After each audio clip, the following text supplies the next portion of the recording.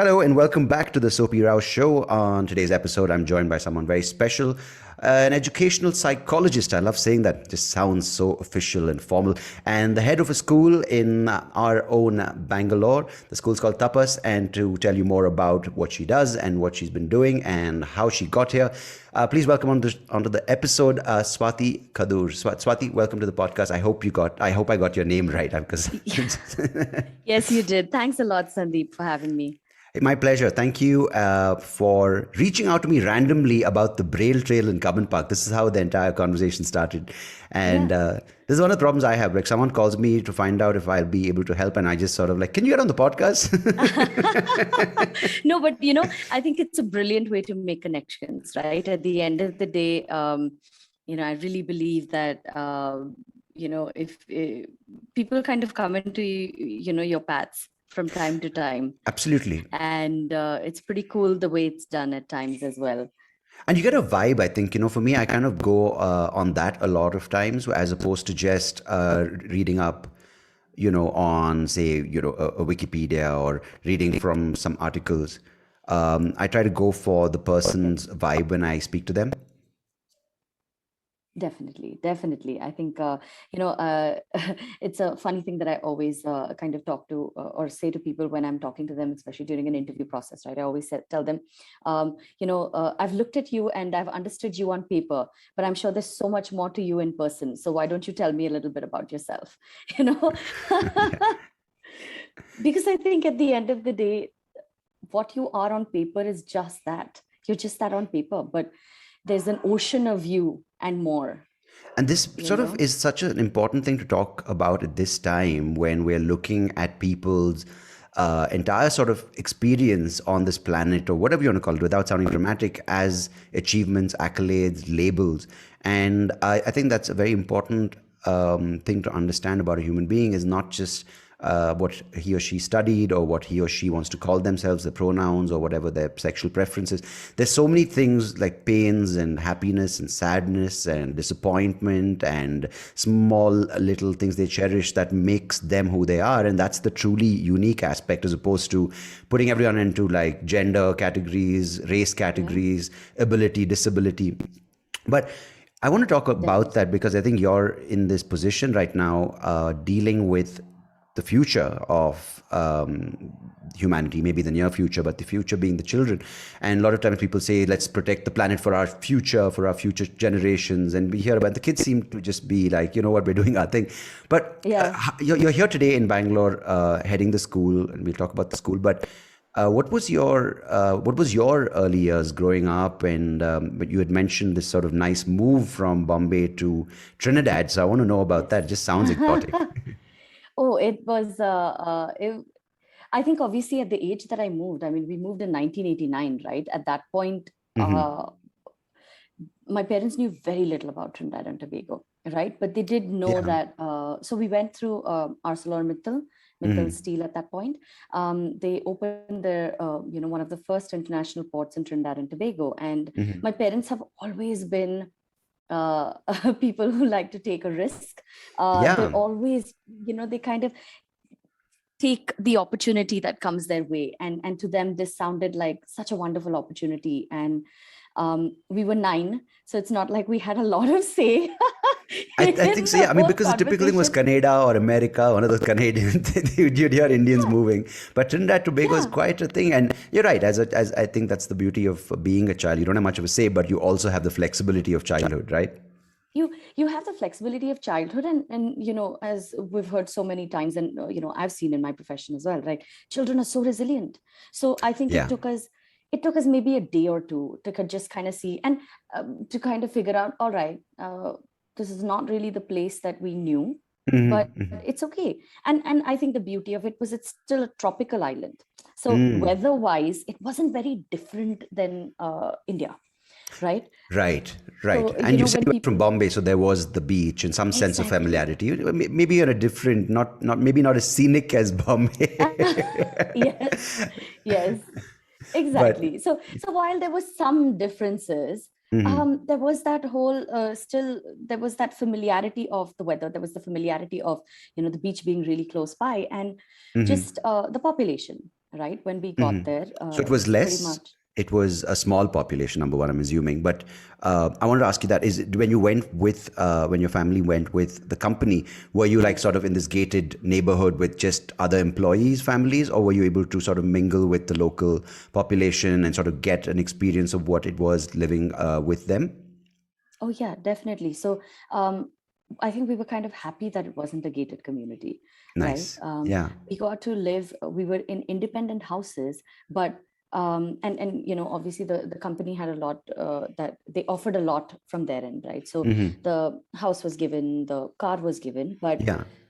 you kind of were able to live amongst the locals. And I say that sentence and it sounds so weird because Yeah. I think when I left I became a local, right? Yeah, at Because I 9, I think that's your years which sort of really have an impact on how you look at other people and how you look at yourself, right? exactly. And so I think coincidentally we're talking today. It's also yesterday was also the Independence Day of Trinidad and Tobago. So happy Independence Day, Trinidad and Tobago. Hey, excellent. Yeah, to all what So the Trinidadians, how they refer to the Trinidadians. Trinidadians, Yeah, yeah. Trinidadians. Yeah, exactly. And so How cool. it's something that I still kind of hold regardless of which part of the world I go to, right? Hmm. It's so ingrained in me that I get so homesick for Trinidad from time to time. Do you go Um, back now since you're here with family? You moved with your own family, your kids and your yes. husband. So do you get a chance to, yeah, so actually maybe not even go back, but how are those memories with friends and how did that shape you as a young adult and as an Yeah. adult after that? I'll kind of go back to circle back to what you had asked initially with regards to living, where we lived. And there was a lot of exposure that we got, right, to people that live in Trinidad. And the beauty of Trinidad and Tobago is that there's a huge East Indian population. Hmm. So where that brought in a lot of familiarity as well, right? Okay. Okay. I would kind of be on a bus Hmm. with people that looked like me, but at that point, of course, my fluency was more in Hindi and Kannada, right? Right. So Okay. they didn't speak Hindi and Kannada. They spoke broken English because in Trinidad, it's broken English that you Is that speak, like and so pidgin, sort of like what they a call? little bit, yeah, but Uh, it's very like if you've heard Dwayne Bravo or Chris yeah. Gale, or if you've kind of heard how they speak, it's like very singy songy, and it's like yeah man, and where you going, and it's very Yeah. very like It brings a smile to your some face. I don't know what it is. That accent brings a big grin to, I mean, grin in the sense like you kind of never, I've never met and hung out with, maybe, I don't know if that's the right word, but a West Indian or a person from yeah. the islands, the Caribbean islands. But it's just that when you hear them, you kind of feel like, you know what, I'm going to get along with these people because they know how to live and love life, I think. Yeah, and I think that's it's the perfect depiction of what life in Trinidad, at least at that point, was, right? Yeah. I mean, people were so they had such a zeal for life. I Mm. mean, they weren't bound by social restrictions of any manner. I mean, music will start playing anywhere, Yeah. and people will just start dancing. Those steel And drums and yes, the steel drums. Yeah, yeah, yeah. Oh, wow. The beautiful, beautiful music. And I mean, you would hear that um, in contrast when cricket matches, right? You'd hear like, I mean, of course, the yes, Indian cricket matches have their own vibe with the numbers, the yeah, noise, the yeah, drama. But the moment you go to the Caribbean matches, like West Indies playing or one of those tournaments, it'll be kettle drums. There'd be rum and punch in the morning, and it's just like, I mean, I don't know. I hope there was exactly. rum and punch, but it was just this great thing. Is that a music concert or is it a cricket match? And then you have Michael You Holden. can't tell the Yeah. difference. You can't, yeah. You have these commentators just sounding like they're. It almost sounded like you're going to Goa and there happens to be some sport kind of experience.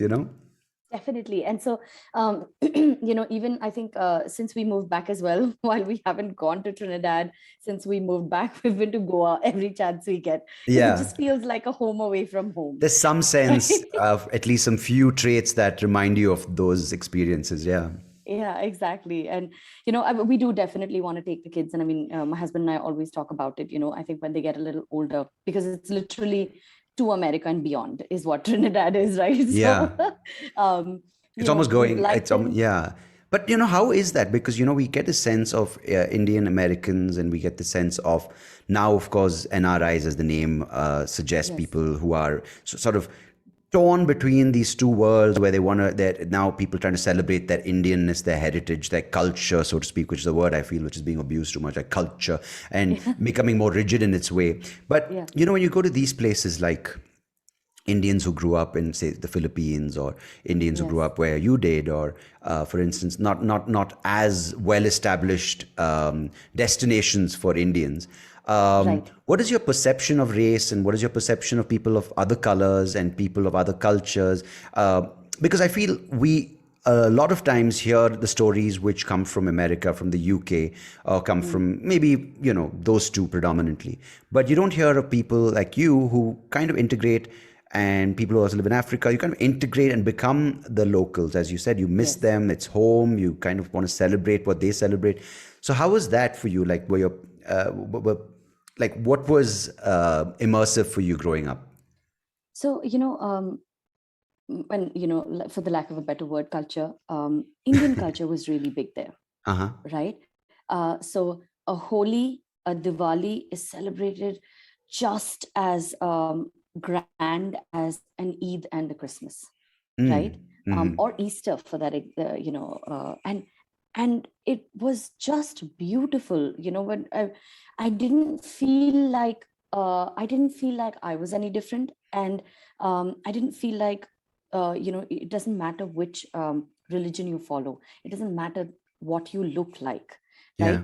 Because everyone kind of embraced these cultures in a way.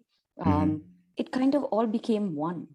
There's a saying in the national anthem of Trinidad and Tobago that says, "Every creed and race find an equal place," right? Ah, And I just thought, what a beautiful thing to add in your national anthem, that right? is really welcoming and It's sort of representative of what they stand for. Yeah. Yeah, exactly. So, I mean, don't get me wrong. Of course, it wasn't like a fairyland of an island, and Of it did course, have yeah. its issues with with race and things like that. But it's also I think what you perceive it to be, and the way you kind of react to it, right? I think that's really important. My parents chose to put me in schools where it wasn't, so they had Hindu schools, they had Muslim schools, they had Christian schools, and my parents decided, no, she's going to go to a school that is all inclusive, right? So Yeah. it doesn't really follow any of those things.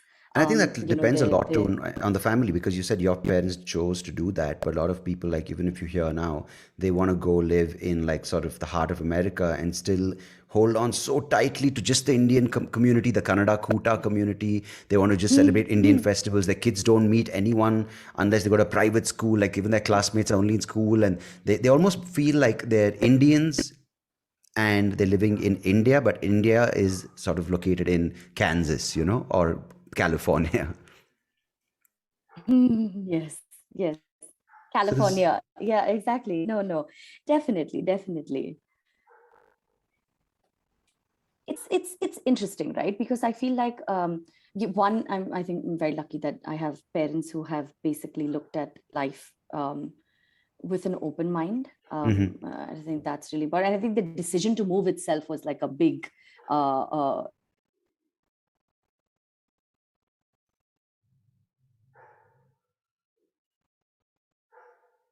able to kind of like you said, immerse ourselves into the population, into the country.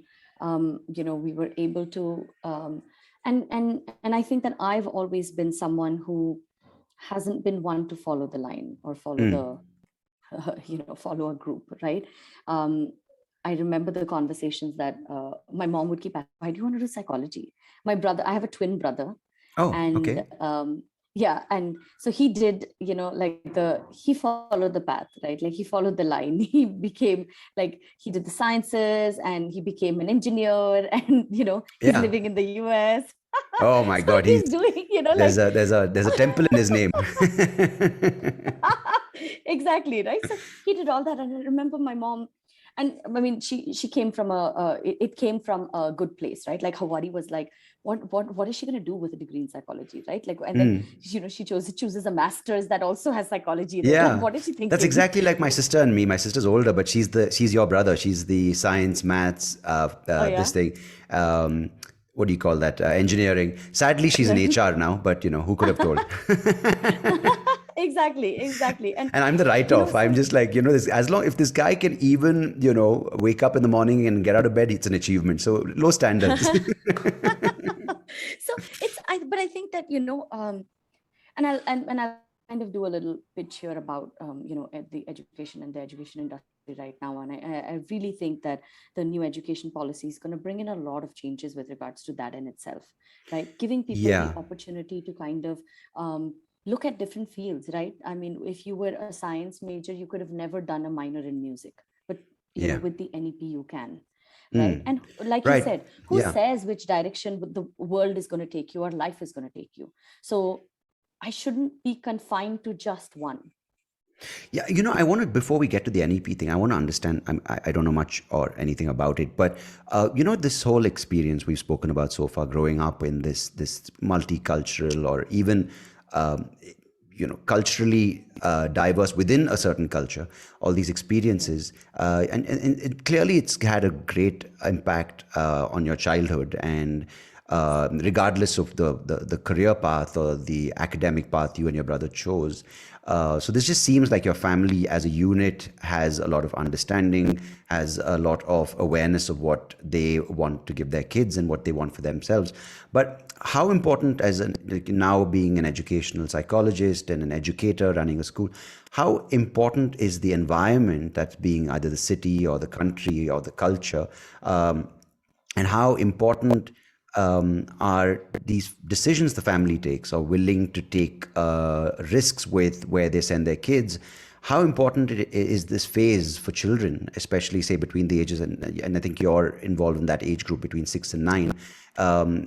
and beyond education and beyond academics or beyond career paths, these formative years, how important, in your opinion, are they for kids to have, let's call it a fulfilling life later on? Sandeep, you really raise a very good point here. I think it's extremely relevant, right? Because at the end of the day, um, these are the years where children are kind of forming their opinions on a lot of these sensitive topics, right? Mm-hmm. And honestly, I feel like children are going through preteens Mm-hmm. between those ages as well. I think as soon as they hit like 8, 9, they're already molding opinions. I think at 6, 7, 8, I don't think we thought about any of these things, right? Yeah. We were so we were kind of aloof in a sense, And right? ignorant. I don't think To we knew. We didn't really. Yes, Yeah. exactly. But children today are so much more, in their terms, woke, right? They're so aware Yeah. of so many things, right? Yeah. And so um but I think the bottom line is this, right? How we approach it, how the family environment approaches it, and then the extended environment of that family approaches it, Mm-hmm. right? And I'm going to really draw back to what we've heard for many years, that it does take a village to raise a child, and so choose your Mm. village wisely, right? I Yeah. heard someone say that recently, and I absolutely resonate with that, right? Mm. We get to choose, so that's one, that's a positive of the kind of lifestyles that we have today, Yeah. right? We get to choose the village for our child. So are you choosing wisely, is my question, And I right? think there's one. I'm not a parent, and I don't want to sort of put myself in parents' shoes because it's a very different perspective when you're there dealing with your child, and it's very easy for people to be critical, saying why don't they do this, spend more time with the kids. And I've seen people who are my age, sort of trying their best to avoid giving their kids a smartphone and putting them on activities, trying to engage with them. But how do you compete with something that throws birds at you, graphics, sound, light, and 9 hours of your day you're doing that, but 20 minutes that kid has just forgotten you because the iPhone or the iPad is just so much more engaging. So I don't want to be critical of that, but what tends to happen from what maybe my experience or my sort of observations of people around is there's and of course, this can't be a generalization, it's not fair, but a lot of times I think, comparing my experience growing up in Bangalore in the 90s and the sort of schooling years then was, I think, while there was an importance saying you have to do well in school, there was also this thing going, you have time to come home and chill. But I feel now there is a lot more that the school has to take on. Like the village, which you said, is sort of also synonymous with international school. And everything sort of has become dependent on how the school does it. And the parents don't have time in many cases to take that further. Yeah, definitely. But I also think that, the beauty of, I think, how our generation is that we got to come home and chill. Exactly what you said, Yeah.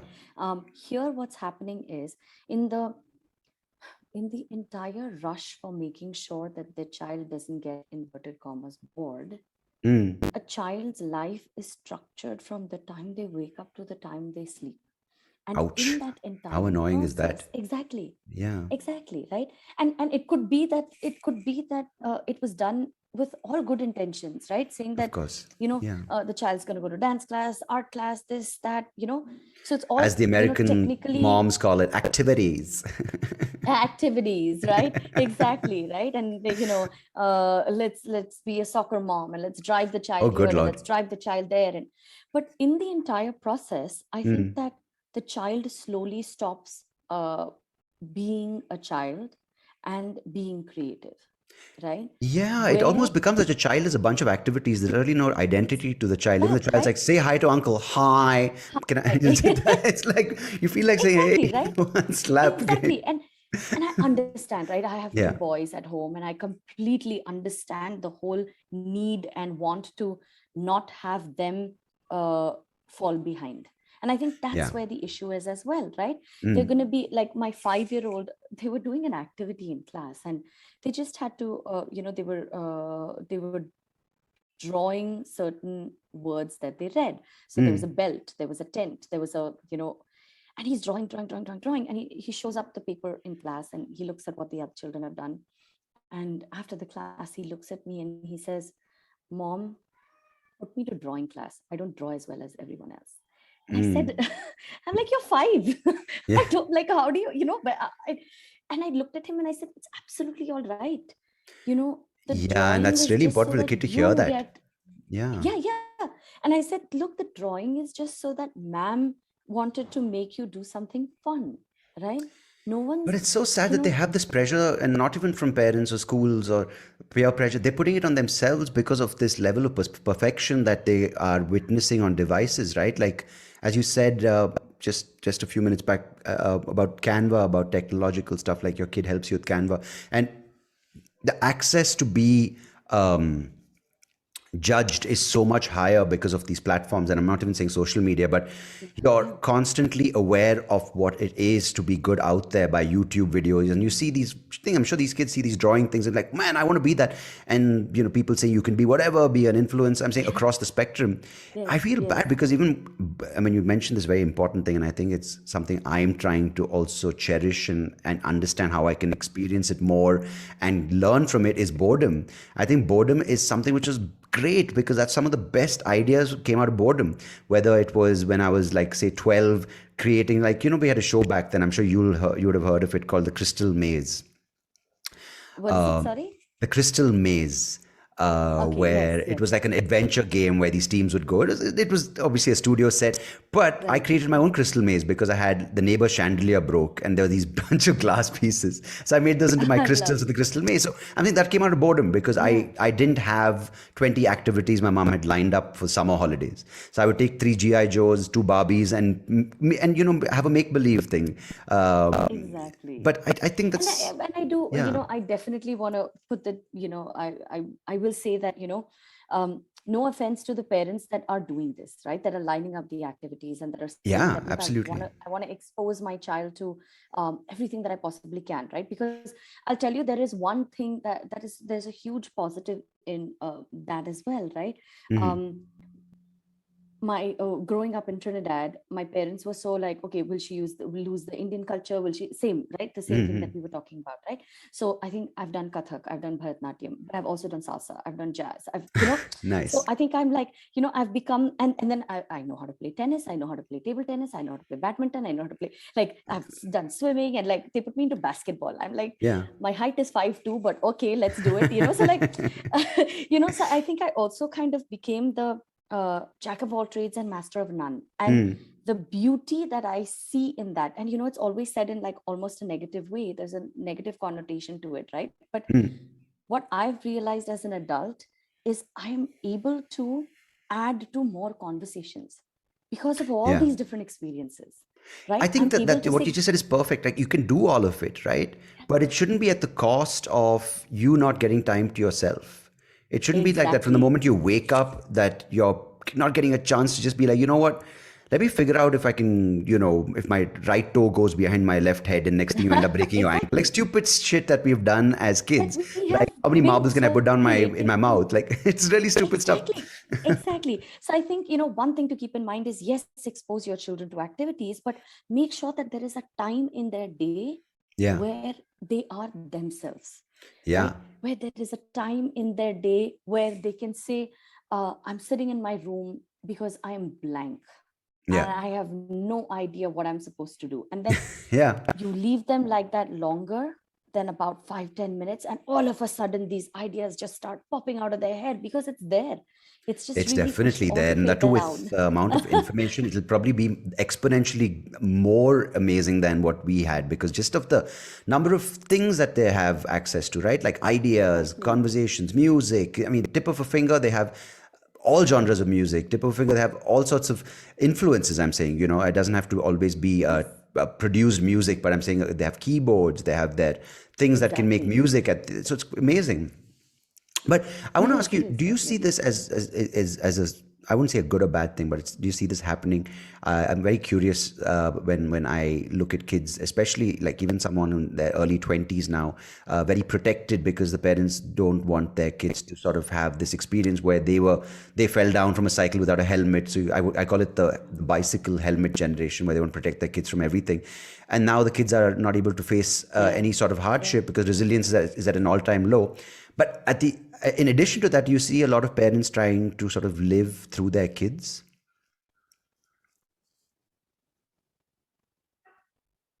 Of a drawback to both, right? At the end of the day, each child is different, right? So kind of allowing children to embrace who they are, I think is important, first of all, right? Yeah. So how are we allowing them to do that, right? Um, by basically letting them fail from time to time. I think failure is extremely important for us to teach children, right? Because the real world is not bubble wrapped. The real world will have competition, real competition. I'm not saying races where everyone gets a medal at the end, right? Um, Yeah. do you know what I mean? So and of course, as parents, we love our children, we want to protect them. So finding a balance between those two, right? I think that's really important. So I know of parents who will play board games with their children and just make them win all the time. And that, and you know it's an interesting thought, because while you want to create a win for your child, and while you want your child to experience the whole feeling of winning so that it can kind of help them want to win, right, and achieve that feeling, Yeah. you're also kind of saying that you're also not letting them understand that there will be times when they will lose. And how do you deal with that?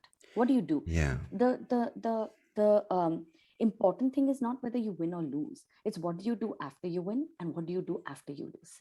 I think that's really Absolutely. No, essential. because too much criticism also, on the other hand, is not good. Just for everything, you can do Yes. better. You can do better. I think the small wins are Yes. important. Also, celebrating Yes. too many small wins was not good. And it's so true because dealing with rejection, I think, is such a. I mean, maybe people will call it a soft skill or a life skill, but I think it's Yeah. not, it's just makes you. I think it adds to that depth of your being. Yeah, definitely. And I think I'm going to pull into the movie industry, because they make movies about rejection, and then the way it's portrayed, it's like such a downward spiral. Yeah. Like it ends with either the last drop of a bottle, Yeah. or jail, or I mean Yeah. something so um what's the word for it, it's just taken to such an extreme, Yeah, they right? dramatize it for unnecessarily, Dramatize it.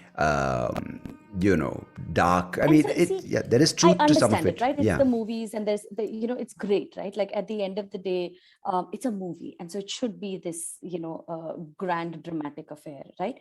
But um are we also on the flip side talking about how it's okay to be rejected, it's okay to fail, it's okay to not get that dream job, it's okay to not make the kind of money that you expected you would make when you were a certain age, maybe when you chose that career path, Yeah. right? So and also, of course, the first thing is it's okay for all of these things not to happen, but you also have a second beginning. And I think a lot of people don't see it as that. There is something like a second beginning, there's a third beginning, there's a fourth beginning, if you allow yourself to believe in those things, right? And if Absolutely. you Yeah. allow your children to believe in those things, right? No, I think there's no sort of finite path, and I think that's something I'm noticing from my experience from looking back. And there's no such thing as exponential growth or progressive growth. It's kind of sometimes you can hit a roadblock and start from square one, and I think that's the beauty of starting at 30. Like when before the pandemic, I just finished sort of 10 years in stand up, and things were obviously, if you compare to other people who are more successful, I'm like, man, is it really been 10 years? Has it been worth any of it? And I'm like, you know what? I'm going to look at this going forward, maybe when things open up. I thought last year, this year, but now maybe next year, Right. as my year one of back in stand up with all my learnings from 10 years. And that's very hard to say it now. I mean, it's easy today, but it's very hard for most people. Like, what are you just writing off those 10? It's not at all writing off. Learning is not a writing off. I don't need to have 10 Netflix specials to say I did 10 years. But those shows, those Exactly. mistakes, the way I dealt with not getting shows, the way I dealt with not being popular or famous, those things were bigger learnings than having a standing ovation. You know what I mean? Definitely, definitely. But And I think, we kind of circle back to that whole conversation of, it's important to celebrate those, in inverted commas, lows, right? yeah. Because those lows are actually going to propel you more than the highs, Oh, right? absolutely. It gives you that much more of I think, a fighting sort of, I wouldn't say fighting chance, but it gives you this spirit to say, what else do I have to throw at the world? And I think that is gives you the sort of insight into yourself that I have lots to throw. I'll keep throwing shit at the world. And you don't think that you're only good for one thing, because when you're only getting celebrated for, say, one thing, you think that's it. There's nothing beyond it in you, and you're so rigid and you don't want to change it, because, like, oh my god, if I change one thing, I'll lose this thing. Like people with their job, if I do something differently, I'll get fired, then where's my salary? Or if I play different kinds of music, which I want to try out, but I'm scared to try out because my fans will leave me. So we get Yes. molded into this very, very small box because we're scared that the other boxes will not be as good or fulfilling, which is absolutely not the case. Maybe the other four boxes may not, but the fifth box might hold something, or the 10th box might hold something which is mind-blowingly, better than what, or a different experience from what you have right now. Exactly, exactly. And I kind of get this from my parents, right? Because at Hmm. their mid 30s, they decided to, no, let's change countries, and not even US, and like you said, not even US and UK, the more popular countries, or Canada. Let's go to Trinidad, where With kids. really we don't even Yeah. know what we're going to expect when we get there, right? Yeah. And they're still like that. How cool About is that? 4 years ago, they drove from Bangalore to Bhutan, right? That's really cool. Just my mom and dad, and in their scenario, like they didn't even like, it wasn't even like this big car, or Right. they said, what, we're gonna do it. And so they like continue to, so for them, truly age is not a number. They're the people who I think will just continue to live it up until they can. How you cool know. is that? I have a couple of other friends whose parents sound like yours, and it's just, and their disposition. I mean, the kids who I know, I like yours. They want to experience. They want to not be rigid, and they're not really bound by success in the conventional bank statements or how many assets you have to your name. But I want to, I'm so glad that you have a family like this. But as a teacher, or as a person who's in this space, as an educator, how do you prepare kids for a world you would like them to turn out like this? And of course, you don't Right. have control in their family side of things. But how do you prepare them for this world where, of course, there are a lot of people who are making a conscious effort to change things, at least in the way people look at themselves with dedication and commitment to an idea as opposed to just success in the conventional monetary sense. But how do you Right. prepare kids with a curriculum or with words of encouragement? So what are the things you can do? Like it is not an uphill battle, but it is a challenging situation. So what are the things you can do? So, one of the things that we're looking at is also value for money. I think it stems from that, right? So, one of the things that we have at school is each child is going to have a Tapas bank. So Okay. they're going to earn credits, right? They're going to earn credits depending on the kind of behavior that they display. And those credits are cashed in for things like I get to lead the session, or, I get to kind of say the, at an event, maybe I'm the one who's saying the vote of thanks, Ah, even if it's from a kid, right? right. Little things like that, right? So it's so the Tapas bank kind of teaches them that you have to earn in order to kind of get more than what somebody else has, And not just right? for So material stuff everyone, like chocolates or and not a just, toy. yeah, yeah, yeah, It's actually definitely, activities definitely. or not me more Yes. important, significant events in their lives. Exactly, right. So that's one thing. And the other thing that we're teaching them is something called, it's a concept called Khari Kamai, which is basically during the Dasara vacations, there will be chores that kind of will be listed to the parents depending on the child's age group. And for these chores, they get paid, right? So they get paid for the chore that they complete. And at the end of the Dasara vacations, minus the profit. So there's an entrepreneurial sense also, right, to Right. it. So let's say that a child decides to open up a lemonade stand, Huh. right, as a part of earning, for the Khari Kamai, the child has to actually figure out how much did the lemons cost, how much did Right. the sugar cost, right? And minus all those things, and then the profit, the actual profit, is given towards an organization that needs help or a school that needs help, right? So Oh, that conscious capitalism is also driven in, right? and giving away It's the money. important, That's even and giving more. away that money, Yeah. and it's the child that goes and gives it, right? Obviously we will accompany them for safety reasons, but the Yeah. Yeah. child Yeah. is handing it over, I mean, right? So that's a just sense of imagine how empowerment powerful that is. and Yeah. I think a sense of responsibility, which I think many times, like if you make, like I think when I talk to people about fundraisers, they call me, like, can you do a show? Charity is very convenient as long as it doesn't affect your bank balance. I'm saying for many people, it's like, okay, if I Yeah. have 10 lakhs, I can give 50,000. So my life shouldn't be affected. But I think this, and I might be to blame as well. Like I'm not saying, or others, I'm not pointing fingers, but Yes. there's this sense, if you have enough, only give enough as long as it doesn't bother you. But you give enough so you get your name on the poster saying, oh, Yeah. cool, I did. But this just is an amazing thing, because at that age, saying, okay, you know what, whatever it may be, the money amount, but I made this, that sense of pride that I made this, then giving it away, I think that's quite remarkable.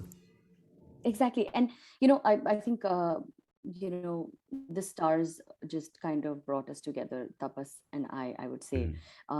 As head of the school, of course, I think these are absolutely amazing initiatives that we have put out. But even before I joined Tapas, 2 years ago, my at that point he was 7, my 7-year-old had a lemonade stand, and so my husband taught him that on Excel we put lemons, we put sugar, we Wow. put the cups, how Your much son does can it teach cost for me the Excel. I cups? have no clue how to Yeah. Excel or do work on Excel. So it's teaching him, because he thought, he got super excited, right, when like Yeah. the first 5 people he was selling it at 10 rupees a cup, and he got so excited, I have 50 rupees, and my husband said, no, you don't have 50 rupees. Yeah, You yeah, didn't yeah. make 50 rupees, right? You I still made believe this that minus someone paid me this. for a podcast and I'm like, hey, I have the money. They're like, no, what about production cost? I'm like, whoops. Exactly, right? So Maybe I I need to go think back that, to a lemonade stand. Back to the basics. exactly. But it's just that, right? Does our education system teach that? It No. teaches us. No, It it does. teaches us all the aspects of, addition, subtraction, multiplication, But division. not the It teaches us practical fractions. side. It Yeah. teaches currency. But then they don't put it together and show us while the financial management is not taught, right? Yeah. So, like you said, even as an adult, we're like, oh yeah, we have a check, and then we're like, no, actually, we have to minus this, we have to minus that, we have to minus this, right? Yeah, that's why you have so many Indians So who beat the system saying, screw it, maths let us down in school. I'm just going to like scam Goldman Sachs. exactly. Exactly. So, that's what we're teaching them. And, like, and I'm a firm believer of, I really need to align myself to the organization that I work with, because I think That's I'm very really important. transparent that way. Yeah, I think I'm that's really really nice transparent. that you can believe in the place you're working at. I think because Yeah. I think, even in a job, I don't have any issues with people who have 9 to 5 because I think that's great. It's just the people who are there and constantly complaining, saying, oh, I'm one of those 9 to 5s. I'm like, dude, if you're getting paid and you enjoy what you're doing and the company you're working for is putting out good work, whether it's a product or a service, Yes. I mean, there's nothing wrong at Yes. all with it. I think there's Exactly. a new extreme of pursue your passion, which is rubbish. Many people don't have a passion, right? In the sense, they have Yes. a passion, of course, I can't undermine that, but not all of it can be converted into a career or into a full-time thing. So don't just do it because a YouTuber told Yeah. you to do it. Like, I think you need to balance out what your priorities are.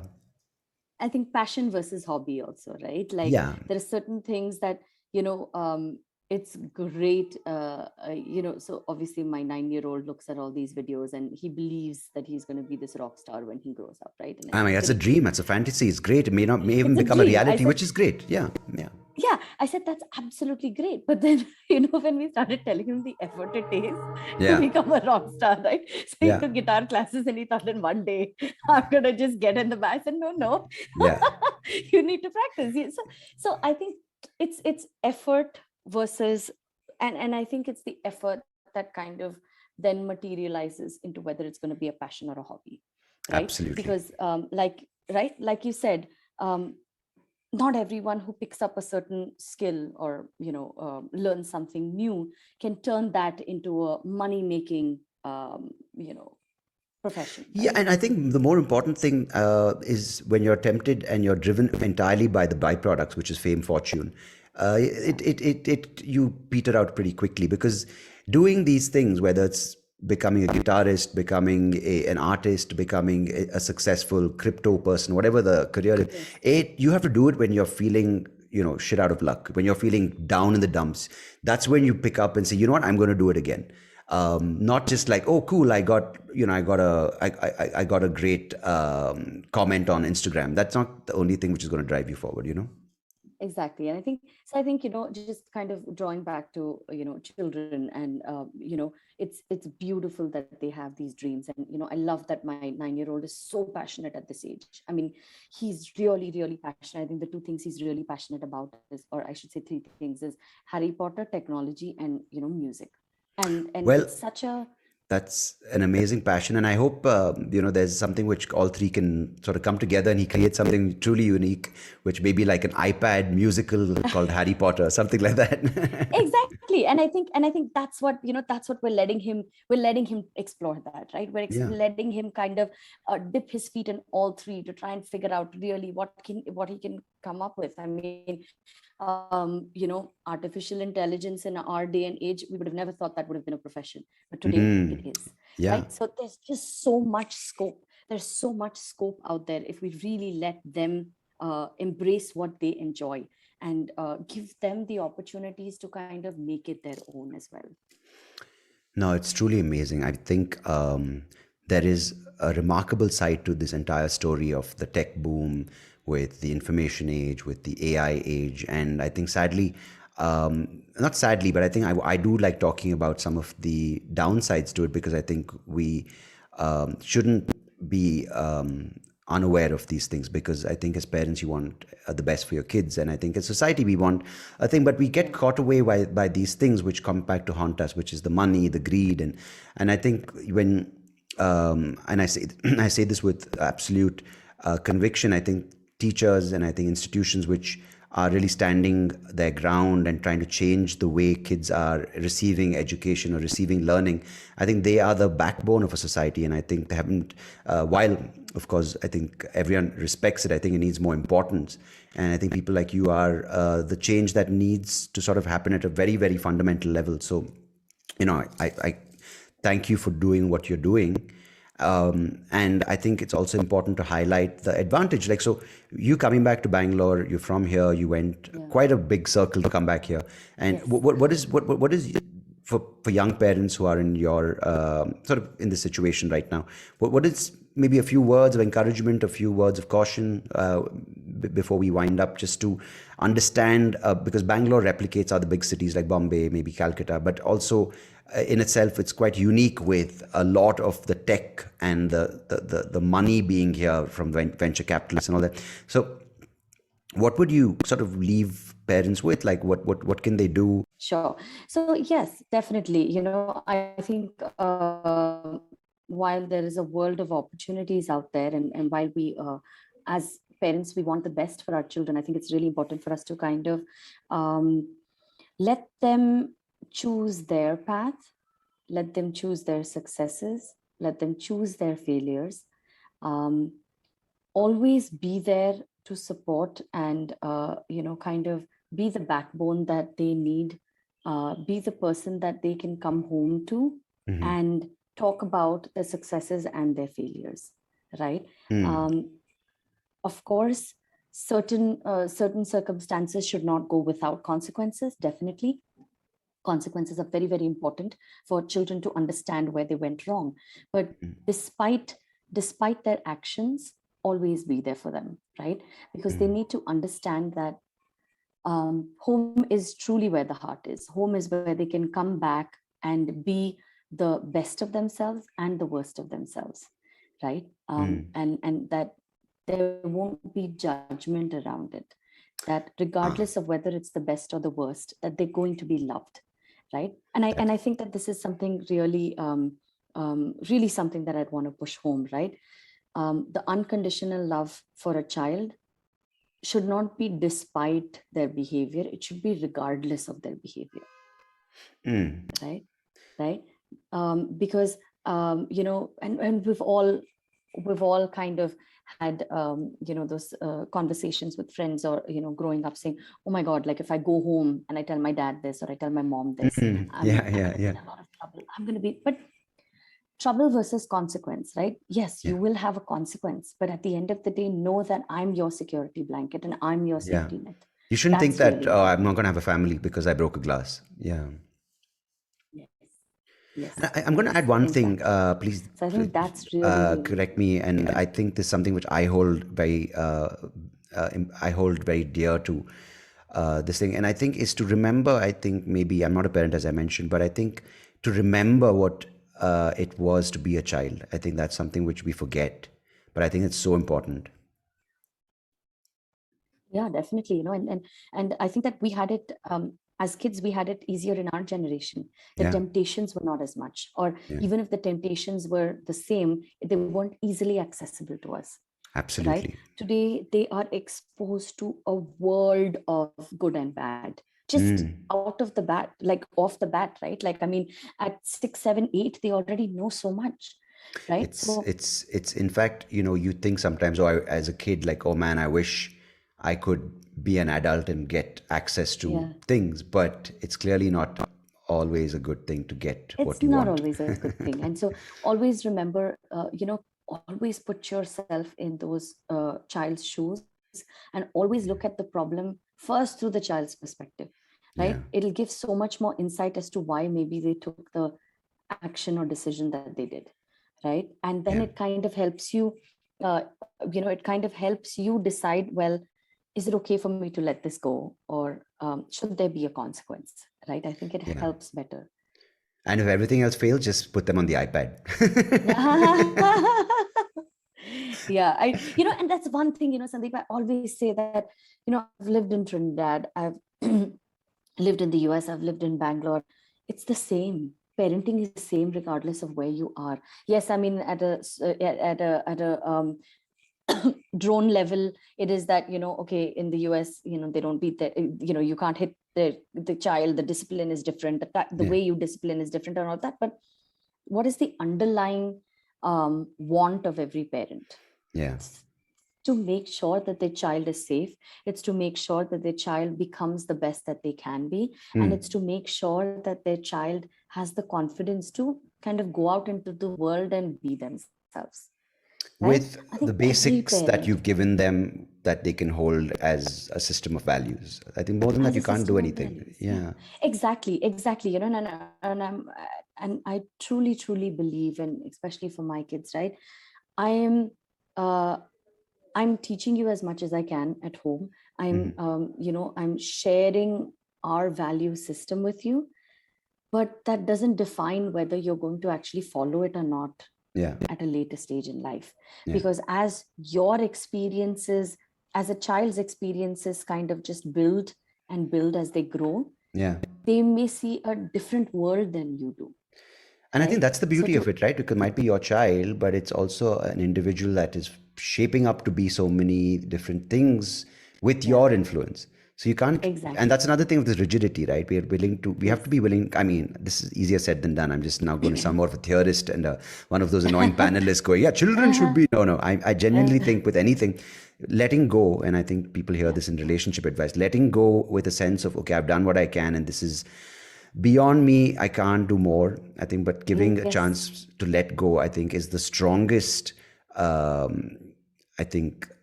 trait which will get you through life, I think, as in any role, whether it's a professional, whether it's a comedian, whether it's a teacher, whether it's an educator, whether it's a parent, because you're not scared of letting go.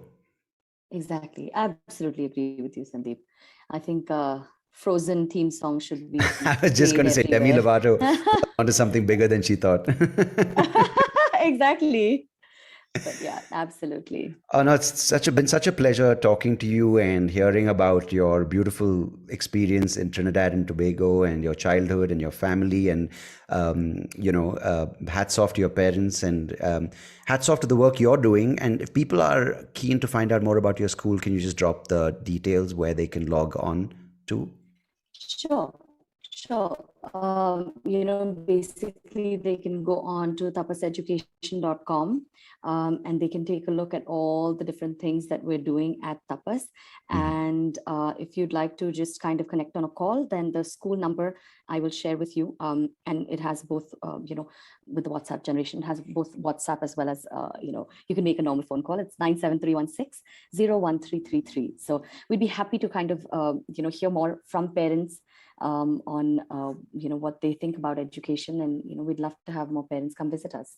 Fantastic. Tapaseducation.com. Swathi, it's been a pleasure, and congratulations on all the things you've experienced in this life and the great work you are doing and continue to do.